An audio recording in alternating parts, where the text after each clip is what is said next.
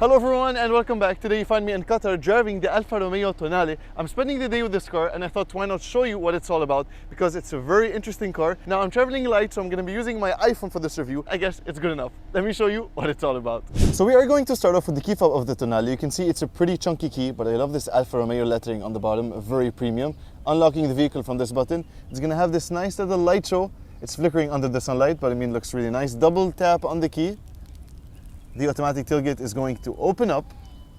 How convenient is that? Typical Italian design language. This is like the first thing that strikes you the second you look at the Alfa Romeo Tonale. This is Alfa's new design language. So you can see the triple LED daytime running lights, which make a nice little dance light show when you unlock the car. The grille looks really nice with the aluminum accents and again the large Alfa Romeo logo at the front. The radiator is kind of exposed. You can see it over here through the grille. You can see the bugs over there accumulated inside. These are actually not fake vents as well, so these are air curtains to direct the air through the wheels, which have a really nice design to them. Typical Alfa rims with the circle shape. So the TI trim level sits directly under the Veloce, and I really appreciate this Italian flag over here on the side mirror. Now this car surprisingly has an off-road vibe to it. You can see it has a raised suspension and pretty amazing ground clearance for a car in this segment. You have smooth curves all around the car, a shark fin on the top, and you can see the design over here for the C-pillar and the cutout, basically how that opens up and it's connected to the door. Obviously we have keyless entry. The rear end mimics the front as we saw earlier with the three lights. This car is very well designed, honestly. The Tonale emblem over here is super nice, very premium and Italian, basically whatever that means. You can see over here the cutouts, which should be for exhaust tips, but the exhaust is actually under there, so it's hidden. These are just over here fake vents, which I don't mind. Honestly, this is not a performance SUV. I just wish I had a brighter color for the Tonale, maybe in blue, red, or even white, because I think it would, accentuate the curvature. Now, I honestly expected a bigger boot, but it has a decent size to it. We do have lights on each side and a 12-volt power outlet with two tow hooks, and there's a pass through for the passengers. You can see that from here, and obviously you can fold the rear seats as such. And then speaking of back seats, I'm 186 centimeters for reference. Me sitting behind myself, plenty of legroom, and headroom is also pretty impressive. I like that we have an armrest over here with two large cup holders and a small storage area, I believe, for a phone. In the center we have two air vents and then two USB ports for charging A and C. And closing the door bins are of decent size. You do have this nice door handle, quite sleek design, and the windows are wide enough so it doesn't feel any claustrophobic inside this car. And you have these reading lights over here on the top. Now under the hood sits a 2-liter turbocharged 4-cylinder engine. It's a familiar Alfa Romeo powertrain. It makes 260 horsepower and 400 Newton meters of torque, so pretty decent power from this little engine, and around 0 to 100 in 6.5 seconds. Now there are other powertrains for the Tonale, namely the plug-in hybrid, which is not available in Qatar, and I don't think we're gonna get that in Lebanon just yet, so this is like the powertrain to go with. So what's it like sitting inside the Alfa Romeo Tonale? The seats on the TI get this half cloth, half leather with nice Alfa Romeo embossed on the top. Pretty comfortable seats, and you do have adjustments on the bottom. They're electric adjustments, which is nice to see. Steering wheel has to be my favorite part. I always really like Alfa steering wheels with the start-stop button. On the right you have controls for your multimedia, and on the left you have cruise control with lane assist. Alfa claims this is the most technologically advanced Alfa Romeo, basically, but there isn't anything specific I found that is too extreme, but they say they have NFT technology with blockchains and whatnot. I mean, if you're into NFTs, this might be the car for you. Other than that, just forget that this information ever existed. Driver display is very high quality and it's crisp, and when you turn on the car or the ignition, you're gonna have a nice silhouette of the front end, and when you basically turn off the car, you're gonna have the silhouette of the back end, which kind of disappears. Climate control buttons that are physical and in the center. I mean, it's so convenient having to basically change the fan speed, turn off defrost, even the temperature. Everything is right here. The new infotainment system that Jeep and Fiat and other Stellantis cars are using. Home button, which is basically a widget design, so you can edit what you want to have displayed in there. So for example, heated seats, I can choose to have heated seats on the main menu if I want to get my bum really hot really quickly. So just to give you a brief tour inside that screen, this is the home main menu, and you have your widgets on each page, so you can choose what you want displayed. And if you want to change any of them, simply press on this pen, and then you can choose what widget basically you want on it. Pretty cool and easy to use. Going on to media, Apple CarPlay is like my way to go, but still you can use the Bluetooth or FM radio of that screen. This is how it looks like, and then you can, I believe, preset to up to 6.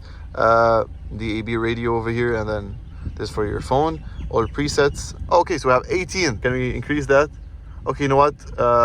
36.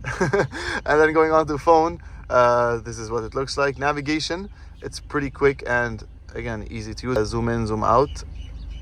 I don't know, that screen, sometimes it's very quick, sometimes it kind of lags a bit, but I mean, yeah, it just depends. I think it needs a software update on this model. Even on the top you have these shortcut buttons, so heated seats, you directly do that from here. You have your basically settings over here, or apps, excuse me, Android Auto, My Car, and then device manager.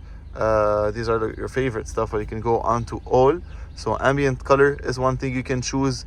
I would go for red. Comfort, let's see what comfort is.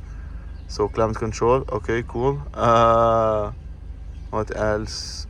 Yeah, nothing really. Oh, surrounding camera, there we go. So my doors are currently open, but this is the view that you have: front, rear, an extended front and rear. And then finally vehicle.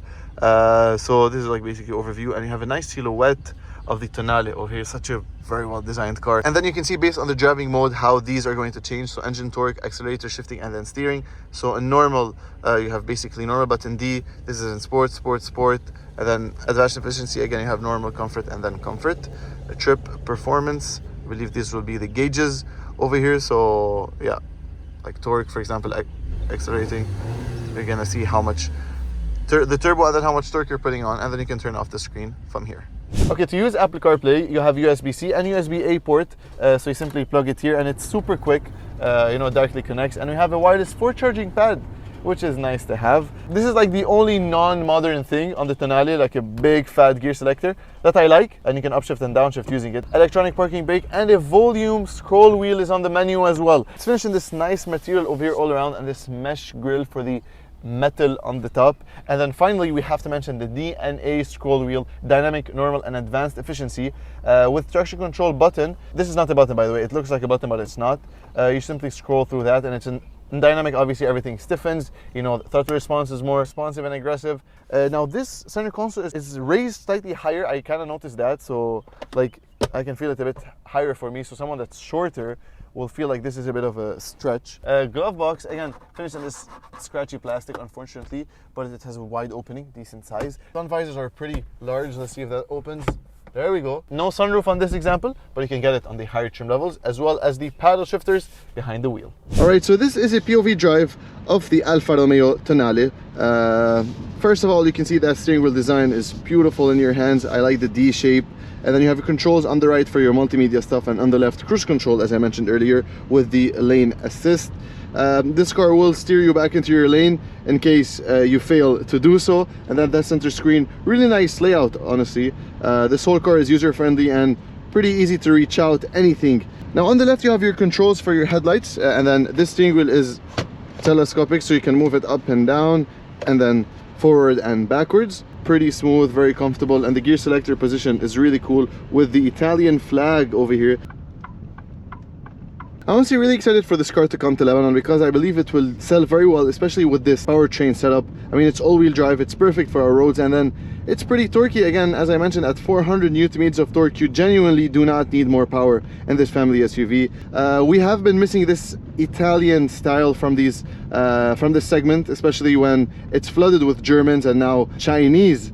So I mean, the Italians have struck again with this Tonale, which is smaller than the Stelvio. We were having a conversation yesterday with the Alfa Romeo team, and they pointed out something about Italian cars, and that is, when you buy an Italian car, it's always based on emotion rather than a rational decision. And I've been really thinking about it all night, about what he means and why do Italian cars always have this different feel to them. It's either you like it or not. It's not based on specs or anything other than that, because you would go to any other brand mainly for that, but some brands really lack what the Italians always were good at, and that is the feel and the overall sense that you get driving this car. And driving it on these beautiful roads over here next to the river, the Tonale is a very smooth car. I will not talk about, you know, hardcore performance today, because it is not what this car is about. It's about what you feel getting behind the wheel, and the second you have an Alfa logo in front, it, you know, just puts a smile on my face. I don't know. And the styling, again, plays a big role. Alfa doesn't want me mentioning that it is based on the Dodge Hornet, but I mean, there is an American version of the Tonale, and that is the Hornet, which is selling for much cheaper in the Americas, and it is direct competitor to this car. So if you want to talk it that way, and if you'd like to have a discussion in the comment section,